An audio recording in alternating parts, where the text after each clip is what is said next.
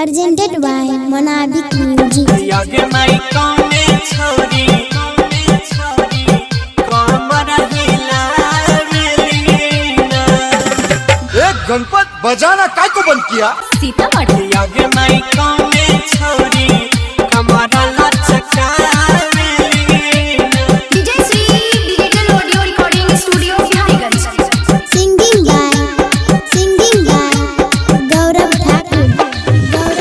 हाँ यगे माई कौने छोरा डीजे बजावेला ना। यगे माई कौने छोरा डीजे बजावेला ना। यगे माई कौने छोरी कमर हिलावेलीना। यगे माई कौने छोरी कमर लचकावेलीना। हाँ यगे माई दीपिका छोरा डीजे बजावेला ना। यगे माई राधिया छोरी कमर हिलावेलीना। यगे माई रनिया छोरी कमर लचकावेलीना। DJ Sri Digital Audio Recording Studio Bihariganj. यगे माई कौने छोरी DJ Vikas हिलावेलीना।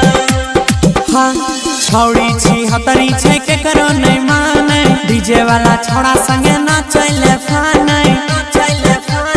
रे छौड़ा छौड़ी छी हतरी छै के करो नहीं माने। डीजे वाला छोड़ा संगे नाचैले फाने। यगे माई मदन छौड़ा डीजे बजावेला ना।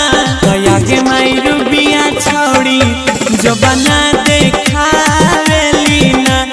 माई मुस्कानवा छौड़ी जो बना देखावेलीना। यगे माई कौने छोरी कमर लचकावेलीना। Singing by Gaurav Thakur. एने उने देखी छौड़ी लहंगा उघारे। डीजे वाला छोड़ा ले जड़ लाइट बारे। नाच लगे छौड़ी एने उने देखी छौड़ी लहंगा उघारे। डीजे वाला छोड़ा ले जड़ लाइट बारे। ता गौरव आ जाय के डीजे सगरे बजाबै छै।